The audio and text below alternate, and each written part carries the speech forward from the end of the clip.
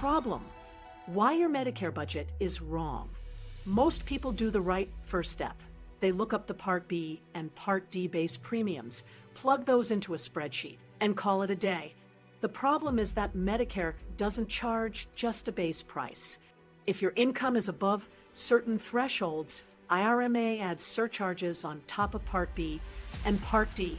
Those surcharges tier up, and the tiers reset each calendar year. Miss that, and your safe budget is built on sand.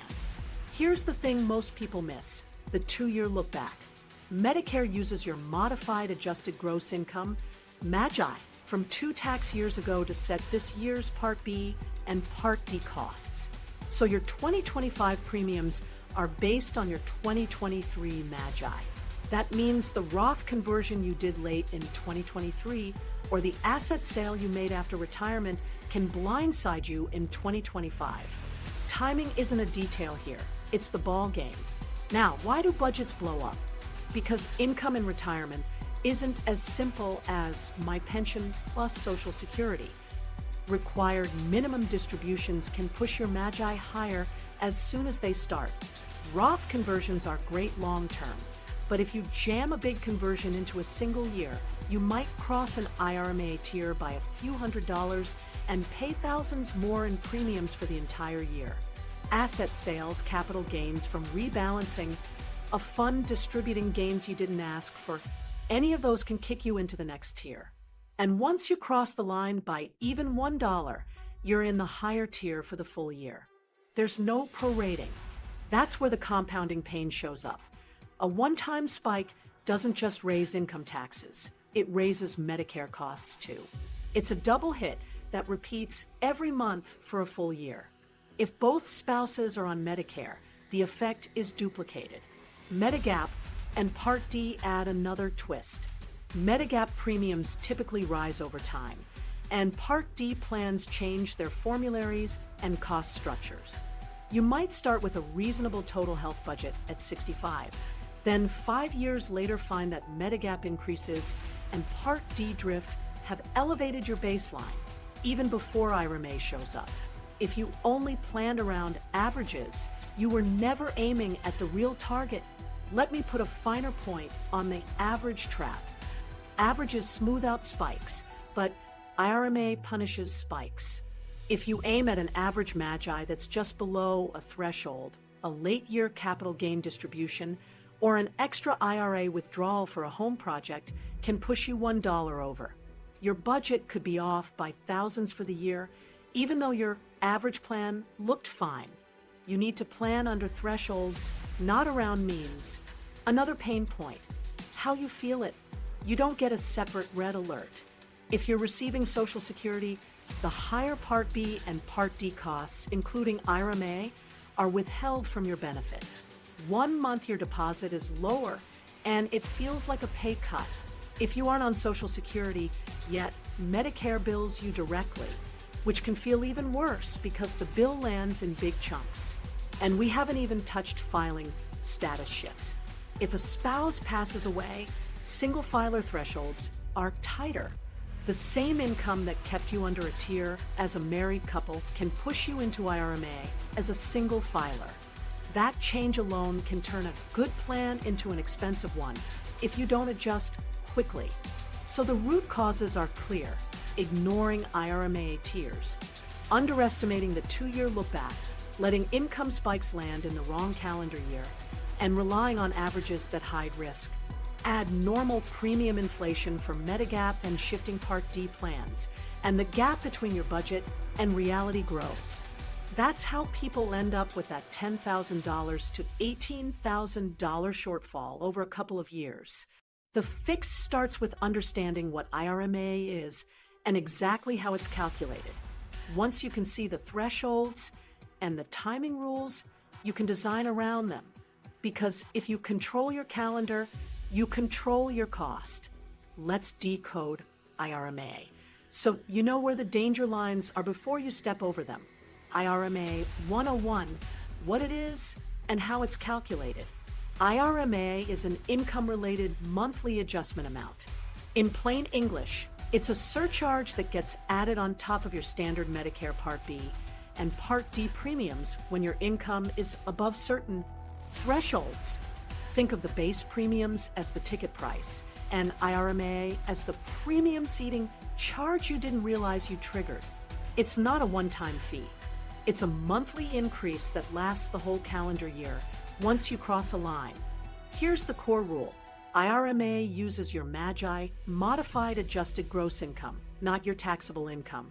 MAGI starts with your AGI and then adds back certain items. The big one many people forget is tax-exempt interest from municipal bonds.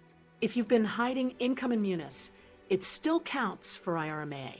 Roth conversions are fully included in MAGI, so are capital gains, IRA distributions, dividends, interest, and most other ordinary income items. If it hits your AGI, assume it matters here. Tiers are the next critical idea. Medicare sets several income tiers that determine how much extra you'll pay. These tiers are updated each year, and the thresholds differ for single filers and married filing jointly. Cross a tier by even $1, and the higher surcharge applies for the entire year. There's no smoothing, no prorating, and no close enough. That cliff effect is why managing to the threshold, not the average, is the winning approach. Timing is what trips up careful planners. Medicare uses a 2-year lookback. That means your premiums for a given calendar year are based on the MAGI reported on your tax return from 2 years prior. Example, 2025 IRMAA decisions use your 2023 MAGI. So a late 2023 Roth conversion, mutual fund capital gain distribution, or big IRA withdrawal can make your 2025 Medicare costs jump. You'll feel that as a monthly deduction increase or a bigger bill. How do you actually pay it? If you're already getting Social Security, the surcharges are withheld automatically from your benefits along with your base Part B premium. You don't opt in, it just happens. If you're not on Social Security yet, Medicare will bill you directly on a quarterly schedule. Either way, you pay the higher amount until the next annual determination, which reflects a different tax year's MAGI under the lookback. Let's talk about what doesn't work. You can appeal IRMAA because you made a voluntary financial move that raised your income. Roth conversions, elective IRA distributions, selling stock for a new car. Those are choices. Appeals are reserved for specific, life-changing events that reduce your income, like retirement, marriage, divorce, the death of a spouse, or a significant loss of income from a work stoppage. If you qualify, you can file to have Social Security use a more current, lower income figure. The mechanics of an appeal are straightforward, but time-sensitive. You'll provide documentation of the life-changing event and evidence of your current, lower income expectation. If approved, your IRMAA can be reduced mid-year. If your tax return later proves the lower income, you stay at the reduced level. If it doesn't, be ready for an adjustment. The key is that appeals fix genuine life changes, not planning oversights or elective transactions. Now, how does IRMAA hit both B and D? Part B IRMAA is one schedule of surcharges added to the Part B base premium. Part D has a separate IRMAA amount that gets tacked on to your drug plan premium. You don't pay the Part D IRMAA to the insurer. It's charged by Medicare. That means switching to a cheaper Part D plan won't remove IRMAA, though it can lower your non-IRMAA drug costs. The two surcharges are independent, but triggered by the same MAGI. There's a subtle point about couples. IRMAA determinations are individual, but based on joint MAGI. When you file jointly, if both spouses are on Medicare and your joint income crosses a tier, both spouses get the surcharge applied. That doubles the monthly impact. If one spouse isn't yet on Medicare, only the enrolled spouse pays the higher amount until both are enrolled. Let me give you a practical checklist so this clicks. First, identify the current IRMAA thresholds for your filing status. Second, Add up your expected MAGI components for the year. Pensions, IRA distributions, Roth conversions, capital gains, dividends, interest, taxable Social Security, plus tax-exempt interest. Third, monitor your progress monthly or quarterly. If you're drifting toward a cliff, pause discretionary moves that add to MAGI and shift any needed spending to Roth or cash reserves. The reason this works is simple. IRMAA is math and timing. The math uses MAGI with add-backs. The timing uses a 2-year lookback that can help or hurt you depending on when income lands. Once you understand those two levers, you can predict your Medicare costs far more accurately. And once you can predict them, you can control them. Next, we'll map the total yearly damage, so you see exactly where that $18,000 exposure comes from. The $18,000 exposure, where that number comes from. Let's stack the real costs so you can see the shape of the problem. Start with the Part B base premium. Then add the Part B IRMAA if your MAGI crosses a tier. Do the same for Part D, your plan's premium plus the Part D IRMAA. Now layer in Medigap, which is separate coverage you buy to handle deductibles and coinsurance. Finally, add realistic out-of-pocket spending, copays, coinsurance, dental, vision, hearing, and over-the-counter. That composite number is your annual health cost. When IRMAA hits, it pushes 2 of those lines higher for a full year. Here's how one high MAGI year ripples through. Say your MAGI jumps because of a late year Roth conversion. 2 years later, your Part B and Part D surcharges rise for the entire calendar year. If both spouses are on Medicare, both pay the higher IRMAA. Multiply the monthly surcharge by 12 times 2 people. And it's easy to see several $1,000s evaporate without any change in your health. And because Medigap premiums usually increase with age and rating method, your baseline is already drifting upward. Where does the $18,000 figure come from? It's the cumulative effect of tiered surcharges across a year or two, compounded by normal premium inflation and drug plan drift. Imagine this. A couple crosses into a higher IRMAA tier for Part B and Part D for 1 calendar year. Between the 2 surcharges across 2 people, you're looking at a multi-$1,000 increase. Add that to your existing Medigap premiums and rising drug costs, and an unexpected $8,000 to $12,000 in year 1 isn't unusual. If your MAGI stays elevated another year, or the lookback captures another spike, the second year adds another chunk. That's how total exposure lands in the $10,000 to $18,000 range. Add-on risks make that number more likely. Required minimum distributions can force income you don't need, pushing you into a tier even if spending is flat. Capital gains from rebalancing a taxable account or a big mutual fund capital gain distribution you never asked for can stack on top of RMDs and dividends. Selling a home can also surprise you. While there's a home sale exclusion, gains above it count toward MAGI. If you sell appreciated property or a second home, that gain can lift you straight over an IRMAA cliff. Spousal dynamics matter too. Filing status can change your tier. If you file jointly today and one spouse passes away, the next year your thresholds shrink as a single filer. The same portfolio income can suddenly trigger higher IRMAA. Or if one spouse keeps part-time income longer than planned, your joint MAGI can creep over a tier you thought you were avoiding.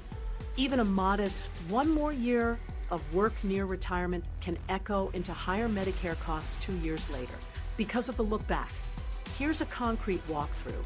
So the math feels real. Take a retiree couple with stable income from a small pension, Social Security, and modest IRA withdrawals. They plan a Roth conversion in November to reduce future RMDs. The conversion plus year-end mutual fund distributions in their taxable account pushes MAGI above an IRMAA tier by a few $100s. 2 years later, Part B and Part D surcharges apply for the entire calendar year for both spouses. Meanwhile, their Medigap rates rise with age, and their Part D plan changes its formulary, nudging out-of-pocket drug costs higher. Nothing went wrong with their health. The calendar did the damage. Now, layer in a second shock.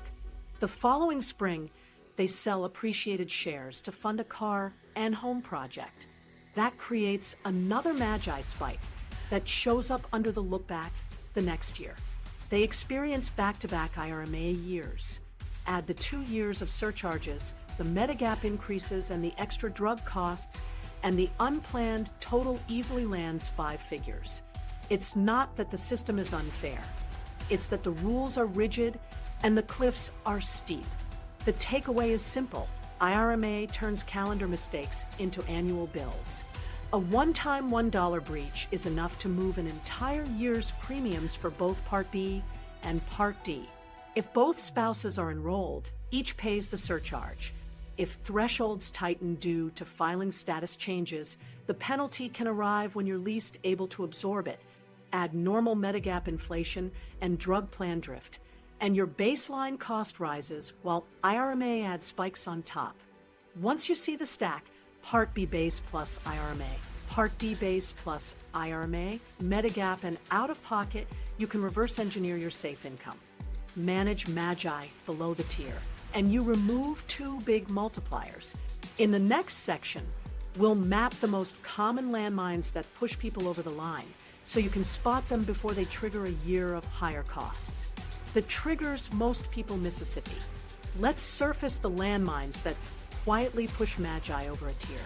The first is Roth Conversion Timing in the 2 years before Medicare starts. A big pre-retirement conversion at 63 can raise your 65-year premiums because of the lookback. Conversions are powerful, but the mistake is doing one oversized push instead of several smaller ones. The fix: size conversions to sit under your chosen tier and stop the moment your tracker says you're within a safe buffer. Next, large IRA distributions for big purchases. New roof, car, or helping a child. Those are common and valid goals. But pulling the full amount from a traditional IRA dumps taxable income into one calendar year. Add dividends and a small capital gain, and suddenly you've crossed the cliff. The better move is a blend. Take part from taxable accounts, part from IRA only up to your tier target, and cover the rest from Roth or cash reserves so MAGI stays controlled. Capital gains from selling appreciated mutual funds are another sneaky trigger. Mutual funds can also pass out year-end capital gain distributions in taxable accounts even if you didn't sell. If that hits in November or December after you've already done a Roth conversion, you may learn about the distribution when it's too late to offset. Favor tax-efficient ETFs, and before year-end, check expected distributions and harvest losses proactively to neutralize gains. Non-qualified deferred compensation payouts create surprise spikes when they finally pay. Same with post-retirement sales of employer stock, especially if you've got low basis shares. Those payouts often land in 1 or 2 tax years, and they're fully in MAGI. Coordinate with the plan sponsor where possible to spread payments, or counterbalance in the same year with lower IRA withdrawals and 0 Roth conversions. If you can't change the payout timing, adapt everything else around it.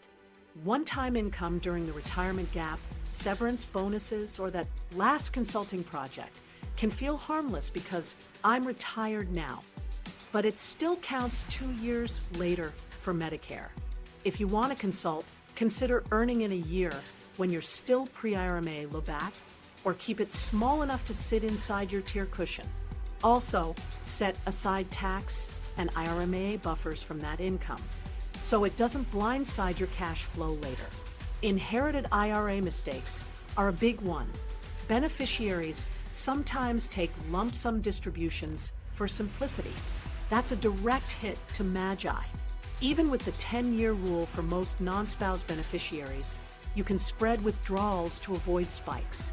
If you're the beneficiary and already on Medicare, Coordinate inherited IRA withdrawals with your existing distributions so the combined total stays under your tier.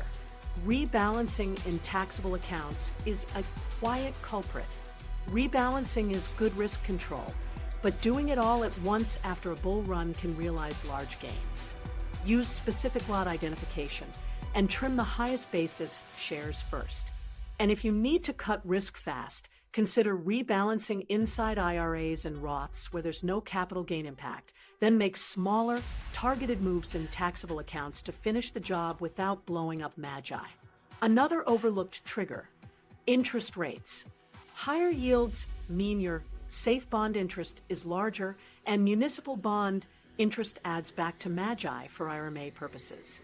If you shifted to munis to reduce taxes, remember they still count here.